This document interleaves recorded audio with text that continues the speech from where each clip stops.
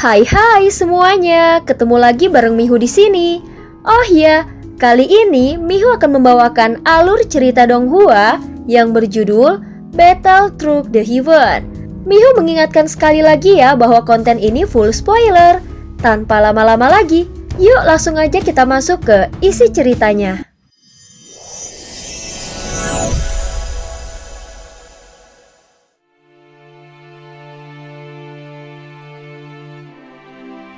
Melanjutkan dari kisah sebelumnya. Sebelumnya Xiaoyan meminta Cao Cao untuk membangun kembali aliansi Dewa Petarung. Dan dia akan memberikan sumber daya yang cukup untuk mereka. Bagaimanapun Xiaoyan menyadari bahwa aliansi Dewa Petarung sangat penting bagi Sensi. Saat Dong Haiyuan dan Lei Ji mendekat, orang-orang dari aliansi Dewa Petarung segera pindah ke samping dan memberikan keduanya kesempatan untuk berbicara dengan Xiaoyan. Seperti kata pepatah, setiap orang memiliki tanggung jawabnya sendiri terhadap semua urusan duniawi. Apalagi kalian ada di bawah langit dunia Sensi, maka hukum yang sama berlaku untuk setiap orang. Saat mengucapkan kata-kata ini, Xiaoyan tersenyum karena dia tahu bahwa Lei Ji pasti marah karena sudah bertahun-tahun tidak melihatnya. Siapa yang peduli dengan semua ini? Ucap Lei Ji langsung mendengus dingin. Sudahlah, ku traktir kau minum. Selama ratusan tahun ini aku terus berkelana di antara hidup dan mati. Aku bahkan pernah berpikir untuk berhenti, tapi bisakah aku berhenti? Sambil tersenyum, Xiaoyan berbicara dengan nada bercanda, namun Lei Ji tetap mengerti bahwa bahkan dalam bercanda pun ada batasannya. Segera ekspresinya perlahan melunak. Sambil tersenyum, Xiaoyan berbicara dengan nada bercanda. Namun Lei Ji tetap mengerti bahwa bahkan dalam bercanda pun ada batasannya. Segera ekspresinya perlahan melunak. Baiklah, aku tidak akan berdebat denganmu lagi. Tetapi jangan lupa janji kita. Setelah kau cukup kuat, kau harus mengaktifkan kembali suku Lei Lingku.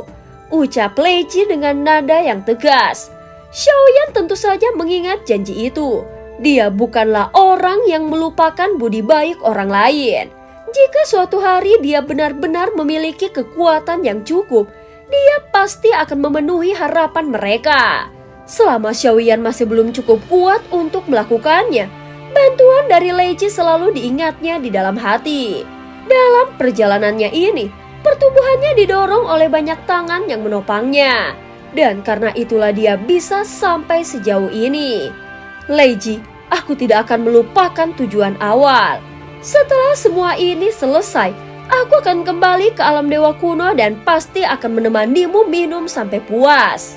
Ucap Xiaoyan dengan tegas. Saudara Xiaoyan, kalau minum jangan lupa ajak aku. Ucap Dong Haiyuan menepuk dadanya dengan keras. Tubuhnya yang besar langsung dihias dengan senyum penuh percaya diri. Tentu saja Xiaoyan tersenyum saat mengatakannya. Lei Ji dan Dong Haiyuan sangat penasaran dengan apa yang sebenarnya terjadi di sini. Segera Xiaoyan mulai menceritakan secara garis besar kejadian yang telah terjadi. Namun mengenai bagaimana sang pemusnah berpura-pura menjadi Ye Beijing, Xiaoyan tidak menjelaskannya secara detail. Tetapi semakin dipikirkan, Xiaoyan merasa ada sesuatu yang sangat mengerikan. Saat berbincang, dia segera mengangkat kepalanya dan matanya tanpa disadari menyapu ke arah tubuh Ye Beijing. Tentu saja keberadaan sang pemusnah terlalu mengerikan. Dia tidak hanya memiliki kekuatan luar biasa yang jauh melampaui imajinasi mereka, tetapi dia bahkan mampu menyamar menjadi orang lain dengan sangat sempurna.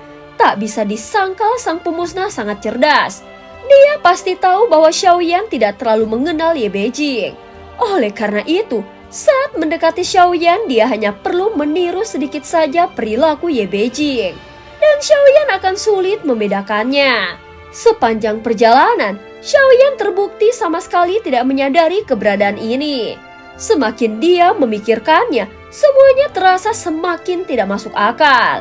Dalam percakapan mereka, tidak ada satupun petunjuk yang bisa membongkar penyamaran sang pemusnah. Bahkan di dalam pertemuan alam dewa kekacauan, sang pemusnah sudah menyusup. Dan jika mereka mengadakan pemungutan suara sekarang, Mungkin Xiaoyan akan memilih nomor 4 tanpa keraguan sedikit pun dan yang berarti itu Ye Beijing. Secara penampilan Ye Beijing palsu tidak hanya meniru karakteristik aslinya, tetapi juga mengetahui banyak hal kecil tentangnya. Menyadari hal ini, Xiaoyan sedikit tertegun. Apa yang sedang kau pikirkan? Leiji tiba-tiba memecah lamunannya. Jika benar demikian, maka ini terlalu mengerikan. Ucap Xiaoyan bergumam pelan dan mengabaikan Leiji. Saat ini wajahnya berubah serius dan terlihat sedang memikirkan sesuatu yang sangat menakutkan. Jadi Ye Beijing yang ada di alam dewa kekacauan itu palsu. Dia sebenarnya sang pemusnah. Tetapi bagaimana mungkin dia bisa menebak bahwa diriku ini hanyalah avatar yang lemah? Yang lebih mengejutkan lagi, dalam pertempuran yang diadakan di alam dewa kekacauan, Xiaoyan masih ingat dengan jelas apa yang terjadi pada saat itu. Dalam pertempuran di alam dewa kekacauan, Ye Beijing bahkan sempat berbicara dalam satu putaran membahas siapa sebenarnya sang pemusnah. Pada saat itu Ye Beijing tanpa ragu menunjuk nomor 1 sebagai tersangka. Namun kenyataannya, Ye Beijing yang hadir dalam pertemuan itu bukanlah yang asli, melainkan sang pemusnah yang datang menyamar. Dengan kata lain, sebenarnya Ye Beijing adalah sang pemusnah. Segala sesuatu yang terjadi saat ini hanyalah hasil dari rencana jangka panjangnya yang telah dirancang dengan cermat. Dari segala aspek, baik secara logis maupun emosional, semuanya tampak masuk akal. Jika Ye Beijing bukan sang pemusnah, lalu bagaimana mungkin dia bisa mengetahui begitu banyak detail yang seharusnya hanya diketahui oleh Ye Beijing? Hal inilah yang membuat Xiaoyan merasa takut. Jika Ye Beijing bukan sang pemusnah, maka sosok yang pertama kali menyamar bukanlah sang pemusnah, melainkan avatar dari Ye Beijing yang dikenal sebagai Yuyan. Dengan kata lain, rencana sang pemusnah sudah dimulai sejak kemunculan Yuyan. Jika bukan karena itu, sang pemusnah pasti sudah menunjukkan celah kekurangannya dalam pertemuan di Dewa Kekacauan. Yang paling mencurigakan adalah bahwa semua tuduhan akhirnya mengarah pada Ye Beijing. Dengan demikian, sang pemusnah telah menjalankan rencana dengan 2 tujuan. Pertama, dia ingin menciptakan konflik antara Senshi dan Taisu. Kedua, dia berusaha memancing Xiaoyan untuk bertarung secara langsung dengan Taisu. Dalam perhitungannya, Xiaoyan seharusnya tidak bisa melewati rintangan ini. Namun perhitungannya meleset. Tidak hanya Xiaoyan berhasil bertahan hidup, tetapi dia juga berhasil membunuh sang pemusnah dan bahkan memperoleh topengnya. Justru karena topeng itu, Xiaoyan merasa semuanya menjadi semakin rumit. Kini ada 2 kemungkinan tentang topeng tersebut. Pertama, sang pemusnah ingin mengajak Xiaoyan untuk menjadi bagian dari dirinya. Namun kemungkinan ini sangat kecil, karena Xiaoyan masih terlalu lemah dibandingkan dengan sang pemusnah. Jika memang dia ingin merekrut Xiaoyan, seharusnya ada tanda-tanda yang jelas, tetapi nyatanya tidak ada. Pada saat itu sang pemusnah sengaja meninggalkan bukti yang akan mengarah pada Ye Beijing. Jika berpikir lebih dalam, dia hampir bisa memastikan bahwa Ye Beijing memang sang pemusnah. Topeng itu adalah kunci dari segalanya. Namun Xiaoyan belum bisa menentukan apakah topeng itu benar-benar bukti atau justru jebakan. Saat ini yang Xiaoyan butuhkan hanyalah kesaksian dari Ye Beijing sendiri. Dengan bertanya siapa saja yang benar-benar menghadiri pertemuan di alam dewa kekacauan dan apa saja yang telah dibahas di sana. Leiji menyadari ada sesuatu yang mengganggu pikiran Xiaoyan. Tetapi saat ini Xiaoyan tidak berkata apapun. Xiaoyan hanya mengangkat tangannya sebagai salam perpisahan sebelum pergi meninggalkan mereka. Dasar orang yang tidak berperasaan, datang dan pergi sesuka hati. Leiji langsung mengeluh dengan wajah tidak senang. Dia sudah berubah, bukan lagi anak kecil yang sedang tumbuh. Dong Haiyuan segera berbicara sambil menatap punggung Xiaoyan yang semakin menjauh. Meskipun dia belum sepenuhnya berkembang, dia sudah mulai memiliki aura seorang penguasa. Dong Haiyuan segera menambahkan kata-katanya lagi. Menjadi terlalu kuat hanya akan membuat seseorang semakin jauh dari orang lain. Ucap Leiji langsung menghela nafas sementara Dong Haiyuan hanya bisa tersenyum tipis. Saat melihat Xiaoyan kembali, seketika tatapan Ratu dan Ye Beijing sama-sama tertuju padanya. Namun Xiaoyan memutuskan untuk berbicara dengan Ye Beijing terlebih dahulu. Bagaimanapun, ini menyangkut sang pemusnah dan masalah ini sangat penting. Ye Beijing, mari kita berbicara secara pribadi. Ada sesuatu yang perlu kukonfirmasi denganmu. Xiaoyan langsung berbicara sambil menatap Ye Beijing dengan keras. Ye Beijing tampak sedikit tersanjung saat ekspresinya segera berubah, seolah merasa sangat gugup. Kemudian dia melirik Ratu dengan hati-hati. Namun Ratu tetap tidak menunjukkan ekspresi apapun, dia bahkan sama sekali tidak menanggapi Ye Beijing. Saat berikutnya Xiaoyan dan Ye Beijing berjalan ke tempat yang lebih sepi.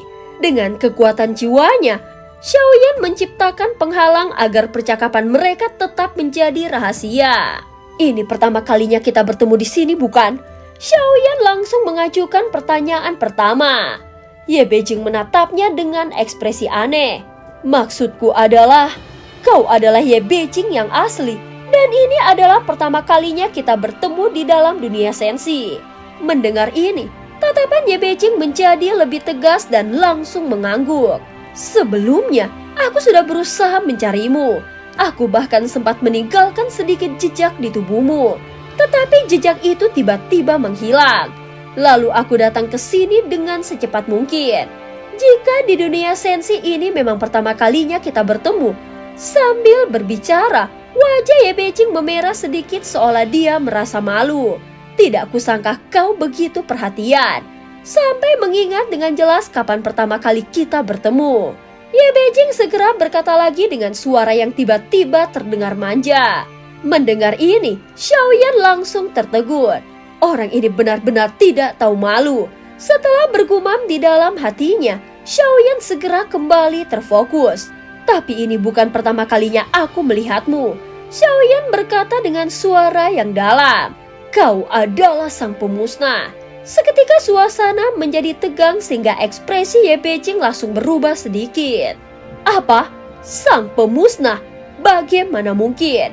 Bukankah dia sudah dibunuh olehmu? Ye Beijing tampak sangat bingung seolah benar-benar tidak mengerti mengapa dirinya dituduh sebagai sang pemusnah.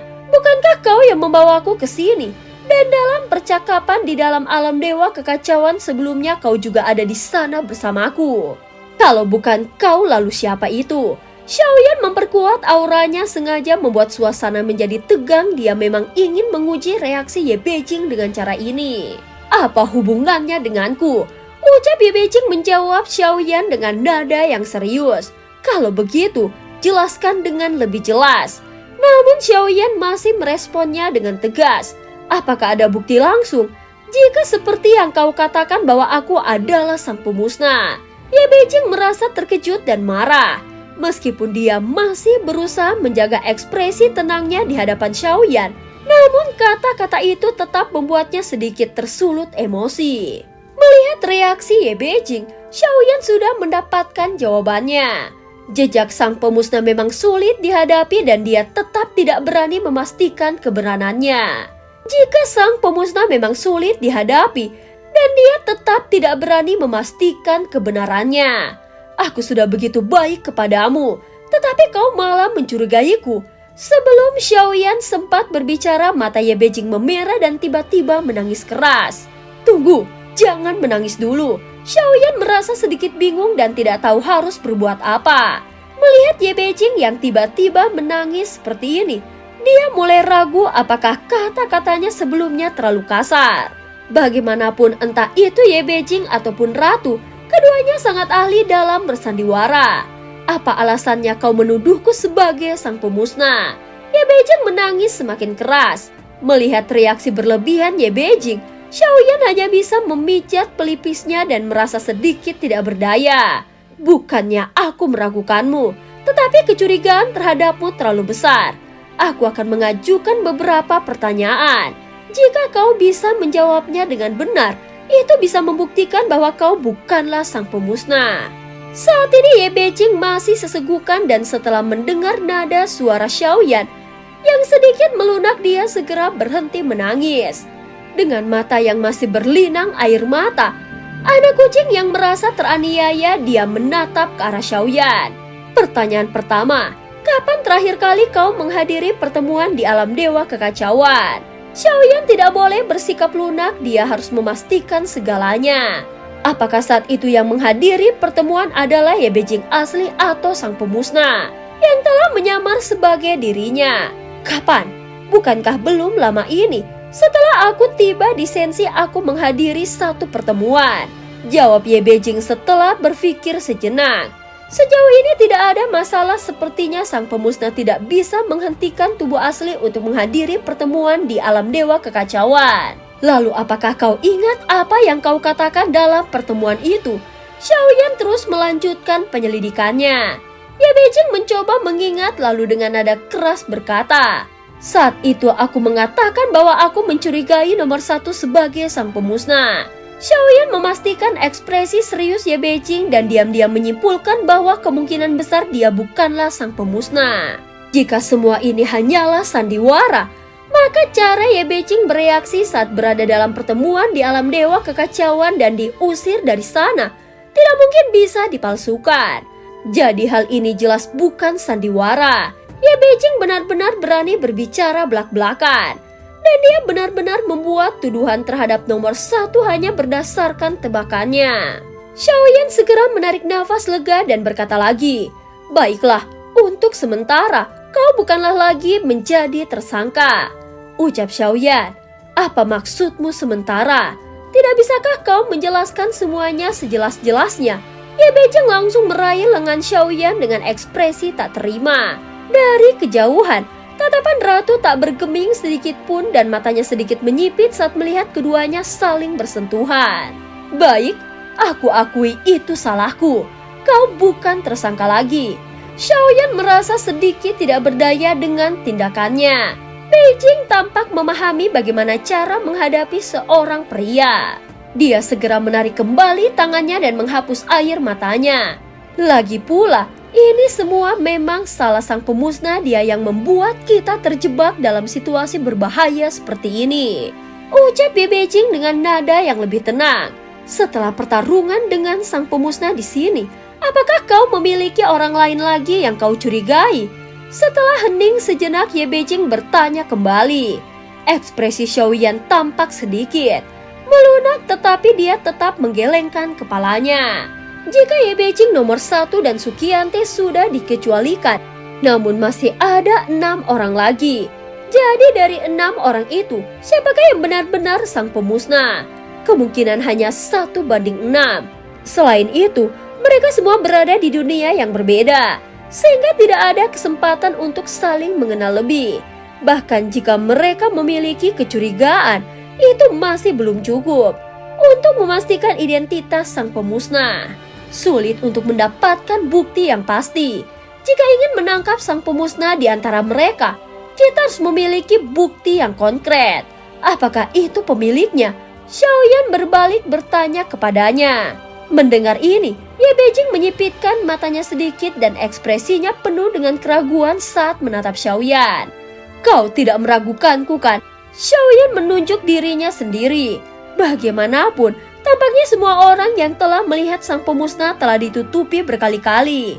Jika aku mengikuti gayamu dengan pelukan sesuatu yang memang mungkin saja, tetapi setelah menghabiskan beberapa waktu bersamamu, aku menemukan bahwa kau berbeda dari yang mulia.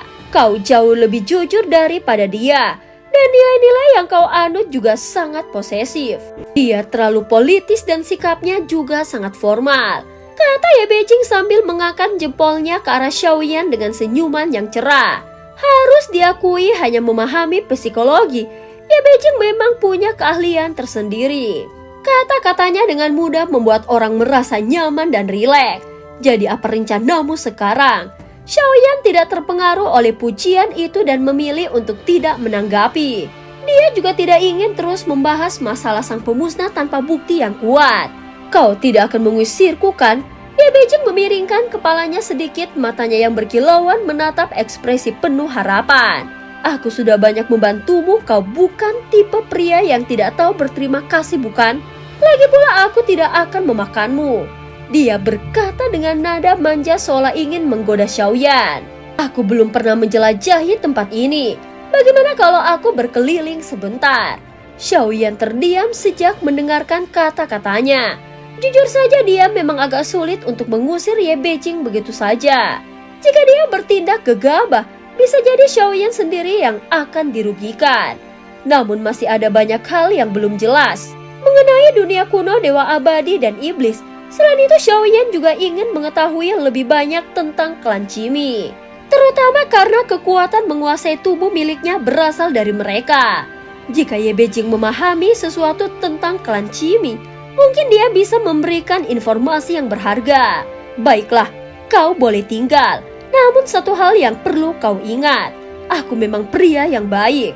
Tetapi aku lebih suka jika kau tetap di sini atas kemauanmu sendiri. Ucap Xiaoyan berkata dengan nada serius.